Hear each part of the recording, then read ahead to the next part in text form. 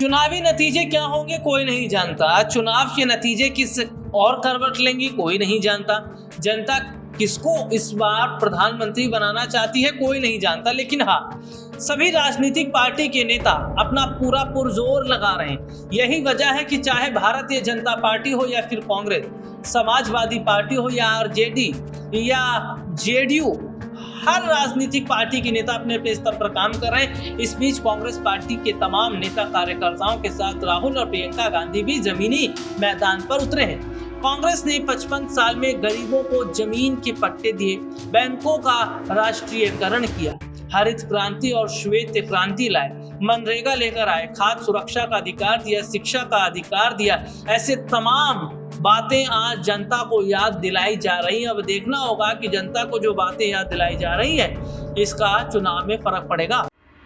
मैं हूं मोदी का परिवार, मैं हूं मोदी का परिवार, मैं हूं मोदी का परिवार। जी हाँ, ये टैगलाइन इन दिनों बहुत तेजी से चल रही है। दरअसल ये टैगलाइन उसी वक्त शुरू हो गई थी जब लालू यादव ने यह कहा था प्रधानमंत्री नरेंद्र मोदी को कि तुम्हारा तो कोई है ही नहीं, तुम तो नरवंशी हो, तुम्हारी कोई औलाद नहीं, तुम्हारी कोई बीवी नहीं।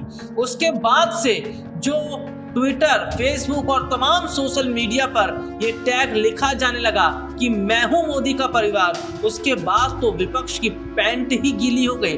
अपने दर्शकों को बता दें, मैं हूं मोदी का परिवार यही कैंपेन लेकर चल रहे हैं तमाम भारतीय जनता पार्टी के नेता कार्यकर्ता।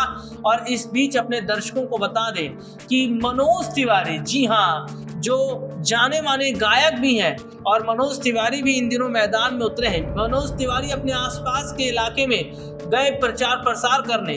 जमुना बाजार स्थित मरघट वाले हनुमान जी के दर्शन कर उत्तर पूर्वी दिल्ली लोकसभा क्षेत्र से भाजपा प्रत्याशी के रूप में नामांकन दाखिल किया, सबका आशीर्वाद लिया। और इस बीच देखने को भी मिला कि किस तरीके से मनोज तिवारी को आसपास के जनता ने आशीर्वाद भी दिया और ये भी कहा कि हम मोदी जी को ही वोट देंगे। क्या बंगाल में रैली करना गलत है? क्या बंगाल अब बांग्लादेश हो गया है? और भगवा झंडा लहराना क्या अपराध है बंगाल में? जी हाँ, ये क्यों कहा जा रहा है? क्योंकि जो तस्वीरें बंगाल से आई हैं, ये सीधे तौर पर चीख चीख कर यही बता रही हैं कि बंगाल में अगर आपने भगवा झंडा लहरा दिया तो आपकी खैर नहीं। बंगाल में अगर भारतीय जनता पार्टी ने रैली कर ली तो खैर नहीं। वो एक अलग बात है कि भारतीय जनता पार्टी के फायर ब्रांड नेता और बड़े बड़े नेता रैली कर रहे हैं, लेकिन पार्टी का आम नेता और कार्यकर्ता रैली नहीं कर सकता। जी हाँ, एक वीडियो सामने आया है जिसमें इस सीधे तौर पर देखा जा रहा है कि भगवा झंडे के साथ कुछ लोग रैली कर रहे हैं और उन लोगों के साथ किस तरीके का सलूक किया गया ये वीडियो में देखा ही जा रहा है। वैसे अपने दर्शकों को बता दें कि बंगाल में गुंडा राज है, ये बात उत्तर प्रदेश के मुख्यमंत्री योगी आदित्यनाथ कह चुके हैं। अब यही देखना होगा क्या बंगाल की तस्वीर भी बदलेगी और गुंडा राज वहां खत्म हो पाएगा और जनता बीजेपी के साथ आएगी। आम आदमी पार्टी के प्रमुख अरविंद केजरीवाल भले ही जेल में हो, लेकिन सुनीता केजरीवाल ने हार नहीं मानी है। भले ही अरविंद केजरीवाल को आखिरी समय तक जेल से बाहर ना निकलने दिया जाए, लेकिन सुनीता केजरीवाल ने जो जिम्मेदारी अपने हाथ में ली है उसको देखकर ऐसा लगता है कि वो पार्टी को टूटने तो देंगी ही नहीं और इसके साथ ही साथ पार्टी को आगे लेकर भी चलेंगी। इस बीच अपने दर्शकों को बता दें, दिल्ली के मुख्यमंत्री अरविंद केजरीवाल की पत्नी सुनीता केजरीवाल दिल्ली स्थित मुख्यमंत्री आवास से गुजरात के लिए रवाना हुई। सुनीता केजरीवाल आज गुजरात के भरूच और भावनगर में आम आदमी पार्टी के उम्मीदवारों के लिए प्रचार करेंगी। हालांकि आम आदमी पार्टी का जनाधार दिल्ली में भी कम नजर आ रहा है, लेकिन देखना यह होगा कि क्या अपनी जिम्मेदारियों को समझते हुए सुनीता केजरीवाल दिल्ली में जो 7 सीटें हैं लोकसभा की, उनमें से 5 सीटें भी निकाल पाएंगी और क्या गुजरात और अन्य राज्यों में आम आदमी पार्टी का जलवा दिखेगा। उत्तर पूर्व की गलियों में खूब आशीर्वाद मिल रहा है और मिले भी क्यों ना है, क्योंकि मनोज तिवारी ने काम ही ऐसा किया है कि जनता का प्यार उमड़ उमड़ कर आ रहा है। तभी तो देखिए ना, जैसे ही नामांकन के लिए निकले मनोज तिवारी तो आसपास हर जगह केवल और केवल भारतीय जनता पार्टी के नारे लगने लगे। वो बात खैर अलग है कि मनोज तिवारी उस वक्त ही जनता के सामने आते हैं जब वोट मांगना होता है। खैर, बात कर लेते हैं चुनाव की।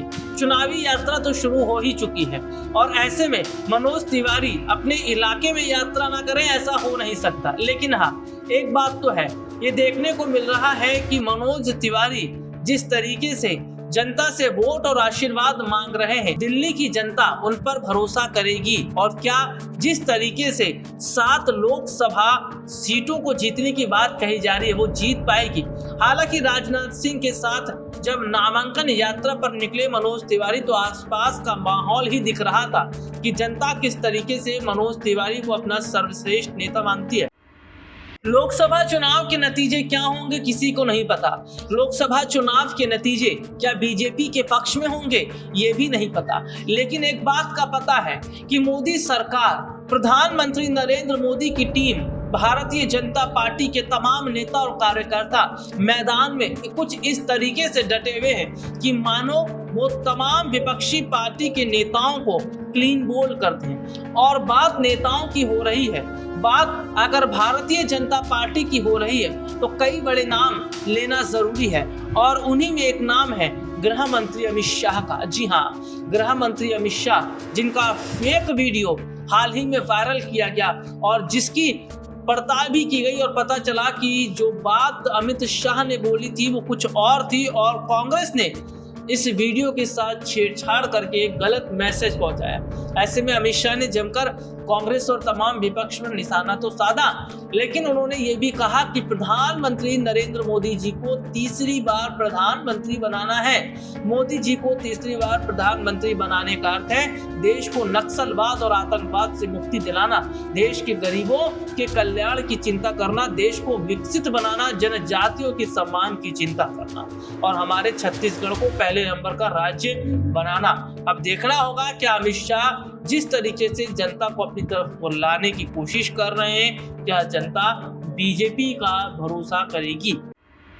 चुनाव जीतने के लिए राजनीतिक पार्टी के नेताओं को क्या क्या नहीं करना पड़ता। इसी चुनावों के बीच में कई स्कैंडल भी निकलकर सामने आते हैं और कई भ्रष्टाचार भी निकलकर सामने आते हैं, लेकिन जब बात राजनीतिक पार्टी के नेताओं की हो रही हो और जब बात हो रही हो एकदम मुखर आवाज की, तो ऐसे में दीपेंद्र हुड्डा का नाम ना आए ऐसे कैसे हो सकता है। जी हाँ, दीपेंद्र हुड्डा जिन्होंने अपनी जगह कुछ इस तरीके से हरियाणा के अंदर बनाई है, अपने गांव में बनाई है कि दीपेंद्र हुड्डा को सुनने, उनका समर्थन देने लोग आसपास के कई गांव से आ जाते हैं। ऐसे में दीपेंद्र हुड्डा भी लगातार कांग्रेस के लिए प्रचार प्रसार कर रहे हैं और ज्यादा से ज्यादा वो वोट लेने की कोशिश कर रहे हैं। अपने दर्शकों को बता दें कि दीपेंद्र हुड्डा ने हाल ही में एक जनसभा की। उन्होंने कहा 18-19 वर्षों का मेरा काम और मेरा आचरण आप सबके आगे है, मैं कुछ नहीं बोलूंगा, मेरा काम बोलेगा।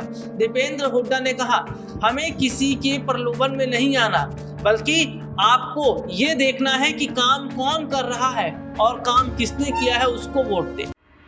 लोकसभा चुनाव शुरू हो चुके हैं, लेकिन राजनीतिक पार्टी के नेताओं की जुबानी जंग भी और धीरे धीरे तेज होती चली जा रही है। सभी राजनीतिक पार्टी के नेता एक दूसरे पर छींटाकशी कर रहे हैं। हाल ही में SC/ST को लेकर जो बयान दिए गए हैं उसको लेकर विपक्ष न सिर्फ मोदी सरकार पर निशाना साध रहा है, बल्कि एक वीडियो भी सामने आया जिसमें अमित शाह के बयान को गलत तरीके से दिखाया गया, जिसके बाद उन तमाम विपक्षी पार्टी के नेताओं पर कार्रवाई हुई। ऐसे में अपने दर्शकों को बता दें कि प्रधानमंत्री नरेंद्र मोदी भी सीधे तौर पर बाबा साहब भीमराव अंबेडकर का नाम लेते हुए SC/ST पिछड़ा सभी दलित तमाम सभी लोगों को अपनी तरफ कर रहे हैं और साथ ही वो ये भी कह रहे हैं कि संविधान को अपना धर्म ग्रंथ मानकर उसके प्रति पूरी तरह समर्पित है। उन्होंने जनता से वायदा भी किया है उनकी सरकार बनेगी तो जितने भी पिछड़े वर्ग के लोग हैं उनको आरक्षण भी दिया जाएगा और उनके लिए सरकार आगे स्तर पर भी काम करेगी।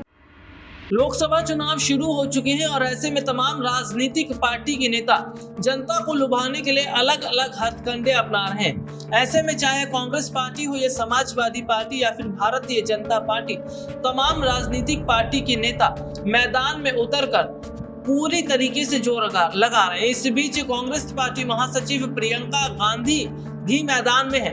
वो अपनी पार्टी के तमाम उन कैंडिडेट के लिए कैंपेन कर रही हैं, उनके लिए प्रचार प्रसार कर रही हैं जो चुनाव में खड़े हैं। इस बीच प्रियंका गांधी का ट्वीट भी सामने आया जिसमें उन्होंने लिखा, परिवर्तन का ये जनसैलाब आने वाले उस कल के लिए है जो भारतवासी की जिंदगी बदलेगा।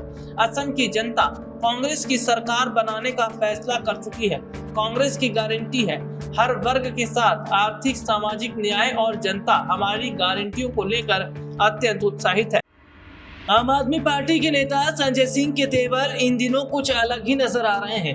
जेल से बाहर निकलने के बाद लगातार संजय सिंह मोदी सरकार पर निशाना साध रहे हैं, जमकर बीजेपी को खरी खोटी सुना रहे हैं। हाल ही में संजय सिंह एक सभा में पहुंचे जहां उन्होंने तमाम विपक्षी दलों के नेताओं के सामने न सिर्फ प्रधानमंत्री नरेंद्र मोदी को चुनौती दी, बल्कि प्रधानमंत्री नरेंद्र मोदी से कई सवाल भी पूछ डाले।